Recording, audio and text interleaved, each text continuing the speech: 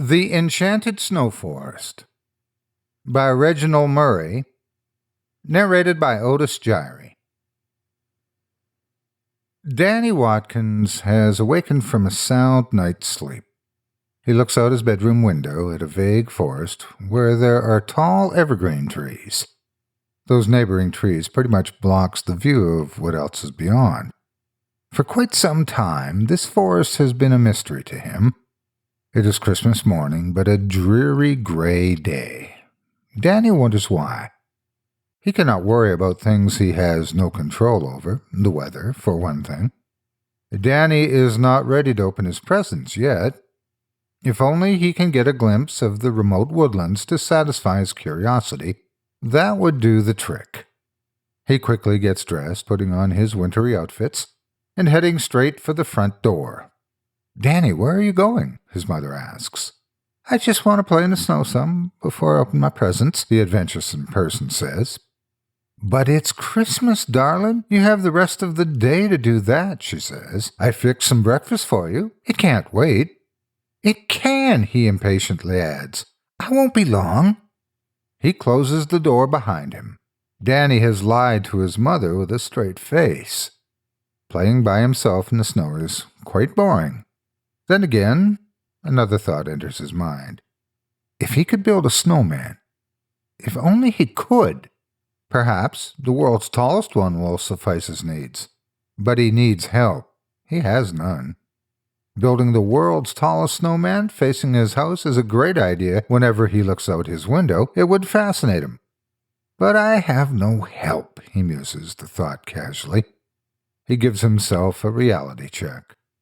Danny walks that much deeper into the silent woodlands, witnessing what it's like being in cahoots with one of Mother Nature's treasures.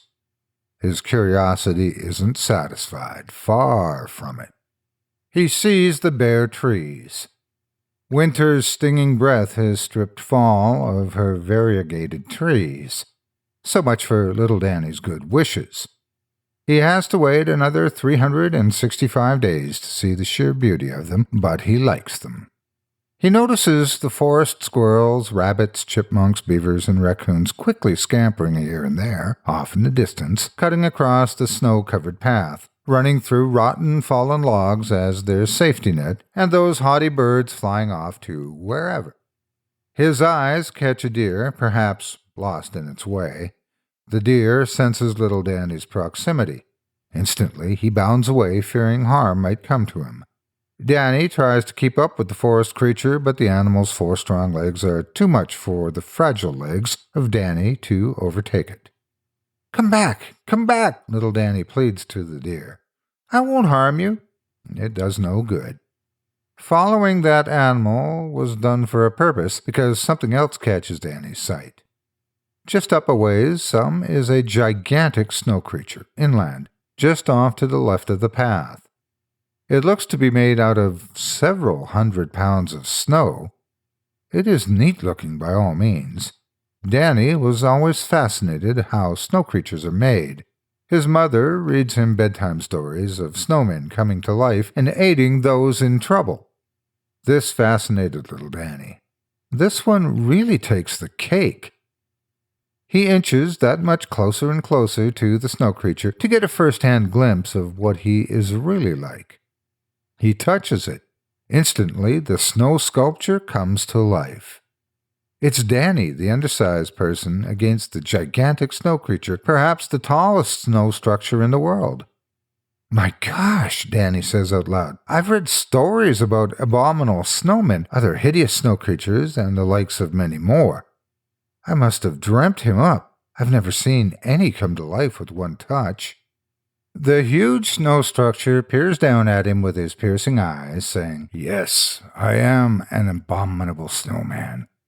But my deeds are good ones. Who are you?" "I'm Danny," he replies, introducing himself. "What's your name?" "I'm Lauren," the abominable snowman adds. "Who made you?" he asks. "If I told you, you wouldn't believe me," the snowman answers. "Do tell," Danny urges. "A long time ago," he begins, "some children were playing here in this exact spot. You should know. We have all sorts of people who love the outdoors, winter life. It chanced one Christmas day that they decided to build the largest snowman in the world with the help of parents and friends, just for kicks. They built me. My rash thinking is for me to scare off any foe or beast that might come upon them unawares. Even the wild forest animals would stay their courses. What happened next? Danny asks. As you might have guessed, an evil wolf by the name of Gwalin and his miscreants caught everyone off guard. He had some dark powers. He and his cohorts penalized us. How? He used his dark magic to subdue us, the gentle snowman said. I was alive. He turned me into a snow sculpture, as you see me and his bandits kidnap my friends. He blew his stinging breath on me. My gosh! Were they ever jolly with big hearts?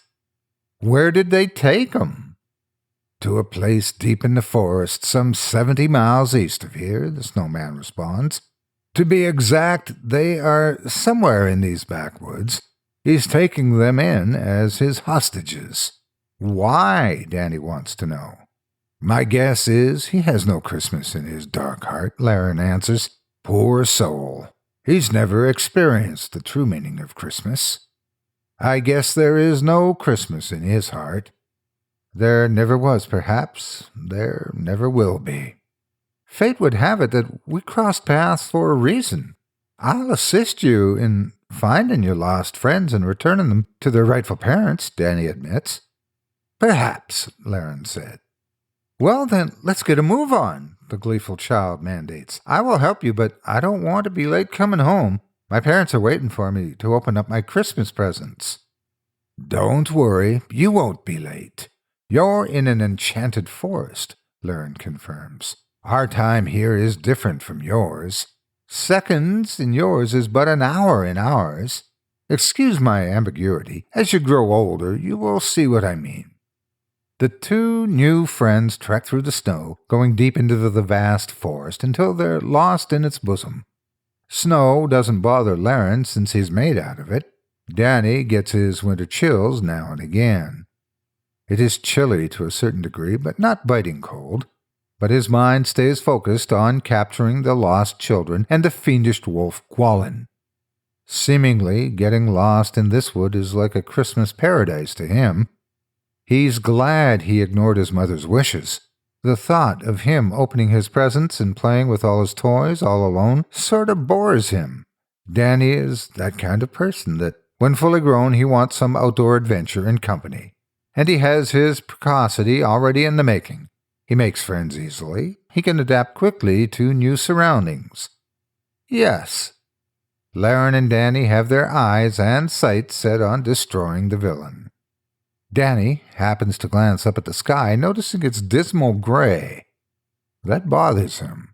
On Christmas Day, the burning sun should be shining in its brilliancy. Adding that with the freshly falling snow from the night before can only complement each other. This wonderland would really be a heaven of Christmas. These distant thoughts, however, in his open mind are vague. Why such a dreary day, he asks his newfound friend. That wretched wolf cursed the sun by putting a nasty spell on it, Laren confirms. The minute he absconded our beloved children, the sun went behind those dark clouds. It's been that way ever since. If we are victorious, the clouds will go away and let the golden sun shine its warmth this very day. If we are defeated, I'm afraid we may never see the likes of it on Christmas Day or any day hereafter. A sad thought, Danny solemnly objects. It seems to me it was always a dreary gray day here. Indeed, the snow creature agrees. Gwalin has all sorts of crazy ideas in his head. We have to be careful when dealing with him. Perhaps that beast stole our children, but he can never steal our spirits. Danny says so in the affirmative, cheering up some. You're right, my boy, you're right, Laren gleefully adds. They keep walking for some time now. Danny's overwhelmed by the wintry forest. Even though it's dead winter, it's like hiking in the woods on a midsummer's day. On his right, just off the path inland some, are snow angels. Gee, they're neat, Danny confirms. Make one and see what happens, Laren suggests. Danny obeys. Instantly, a real angel emanates from it. My dear Danny, you have been called for a reason, the angel says in its echoing voice. A dark side is now hovering over these cherished woodlands. I know your heart and mind far better than you do. You will assist Laren in capturing the lost children. When you do, you will be rewarded for your bravery and integrity. I will be watching from the windows of heaven. Then the snow angel ascends high in the air, disappearing. They pass by some frozen ponds and lakes, and stone-made bridges that look like they're from the Renaissance period. But they are neat-looking and look sturdy. Even the bare trees add to its sheer beauty and originality of this isolated wood. They eventually come to the borders of the forest. They are standing on a small hill, overlooking a valley far below to the east, where the houses are blowing smoke freely through their brick chimneys. The quaint village seems at perfect peace with itself. Neat place, Danny says. Get on my back, Laren orders him. Since it's high winter and snow is on the ground, it won't hurt Laren. He helps the petite Danny on his back. Quickly they glide down the hill's slope at an accelerated speed. In mere minutes they hit the foot of the hill. Laren and Danny walk up to the first house in proximity to them. Laren knocks firmly on the wooden door 3 times. From within he hears footsteps fast approaching the entrance. The door swings open. They see a normal-sized man wearing a pleasant countenance. "Laren," he exclaims, "you're alive again. How did that happen?" "I'd say you're looking at him," Laren responds, gesturing to Danny. "Hello, little fella," the jolly-faced person cites. "My name is Dorwin. My neighbors and I made Laren the person he is today many moons ago. But, as you know, darkness has prevailed over our village." "So I've been told," Danny reminds him. "I've heard your enemy is a wolf chief by the name of Gwalin. He kidnapped your friends." "Do come in and join me for some hot chocolate and cookies." Dorwin ingratiates himself with the newcomer. Laren, since he's made out of snow, patiently waits outside. The icy weather and snow cannot hurt him. Danny, meanwhile, follows the friendly fellow into his kitchen. Both seat themselves at the wooden kitchen table and engage themselves in a deep conversation over what has transpired. "So Gwalin absconded your friends?" "He did," the neighbor acknowledges. "He's trying to take the joy out of Christmas. He's stolen our tangibles, but not our intangibles." "I think what he means is," Danny expresses, "he cannot take Christmas out of our hearts." "That stone-cold moron. His heart is as cold as a block of ice," Dorwin angrily objects. "Our children are our greatest gifts to us. Nothing can ever replace that. Perhaps you and Larwin are the answers to his terrible deeds." "That is why we met by happenstance," Danny confirms. They take some more sips out of their hot chocolate and bites out of their cookies before engaging some more in their plain talk. "Which direction did he take them?" Danny asks. Some 70 miles east of here," Dorwin retorts. "They are imprisoned in his wooden cottage. I'd be extremely careful if I were y'all. Those woods are haunted and dreary, to say the least." "What's his reasoning?" Danny wants to know. "My thinking is he is envious of those who celebrate Christmas," the person informs. "Christmas is a time of season to forgive, forget, and share. He can do none." "My friend has a warped soul," Danny admits. They chew and chat some more at length before Darwin hollers from outside and tells them that they better get going. "The only Christmas present I want from you is to bring them back safe and alive," Dorwin wants. "We'll conquer that beast," Danny promises. In mere minutes, he and Larwin are off into another set of woods, the haunted woods to secure the lost children. They eventually reach the perimeter of the spooky forest. It does have a disturbing presence about it once they step into it. There is an eerie silence. Some of the trees are ugly and distorted. Larwin and Danny notice the skeleton remains of the forest creatures, lying still as stone. Perhaps Gwalin and his miscreants got hold of the hapless rabbits, deers, and goodness knows what else they could eat for their meals. Larwin thinks gloomily to himself. Just up a ways some is a wooden cottage that is burning smoke freely through its chimney. As they approach the doorway entrance, 5 or 6 wolves come from out of hiding, howling, snarling, and salivating freely at their mouths, like they're ready to take them as their main course meals. Their evil eyes are red in guise. "Back off, thieves!" Larwin orders them in his dictatorial booming voice, not at all intimidated by them. They turn and run in disarray in all kinds of directions, howling. "Gee, you do have some rough edges when threatened," Danny notes. "Only when I'm threatened," Larwin confirms further. They eventually come to the doorsteps of Gwalin's front entrance. Larwin knocks. No one answers. He knocks a second time. Still, no answers come.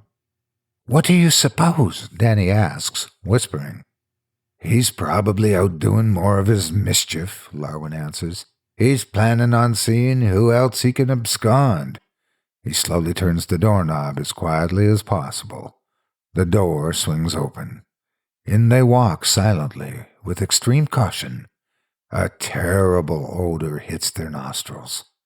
They withstand it, looking for the captives. They quickly go downstairs to the basement. They see 4 helpless children, securely tied, sitting on the basement floor in an unorthodox position.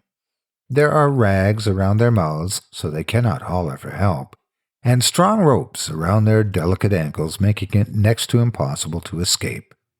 Quickly, Larwin runs up to the kitchen, retrieves a kitchen knife, cutting their ropes, giving them their freedom.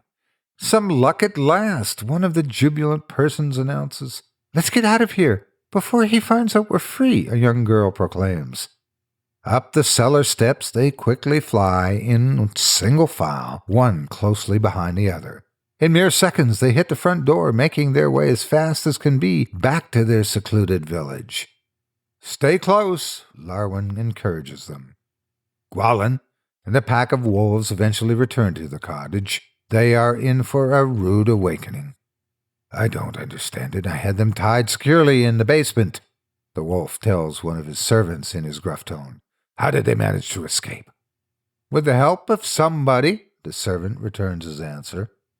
Gwalin notices a knife lying on the floor. "This is part of our answer," he points to the knife. They go outside and see 2 sets of footprints in the snow. One is small, the others are gigantic. Instantly, he reads between the lines, knowing that Larwin, the snow creature, came back to life somehow. These are Larwin's tracks. The others are possibly a kid's. "How did he come back to life?" asks a second servant of his. "I thought you put a curse on him." "I did. It was probably touched by a warm-hearted child." "This is an enchanted forest," the wolf chief confirms. "Anything can happen in this forest. Anything." "What now, my lord?" the assistant asks. "Go after them," Gwalin responds. "My guess is they want Christmas restored in their hearts." They sniff the perimeter of the snow-covered ground, hoping to pick up their scent. They do. "After them," Gwalin mandates in his bossy tone.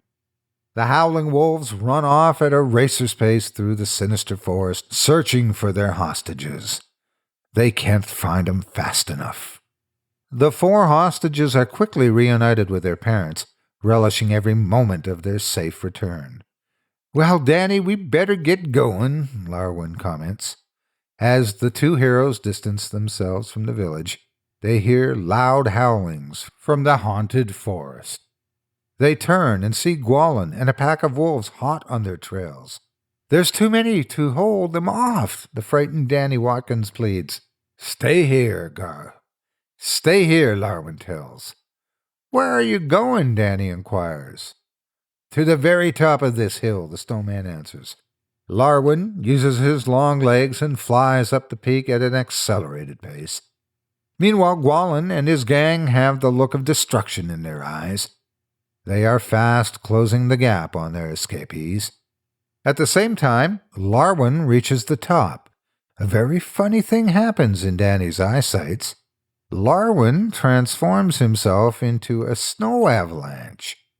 Stand aside, Danny, he hollers down in his booming voice. Danny obeys.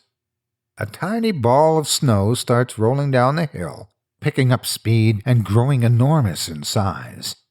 Simultaneously, Gwalin and his cohorts are in close proximity of capturing Danny, ignoring the snow avalanche.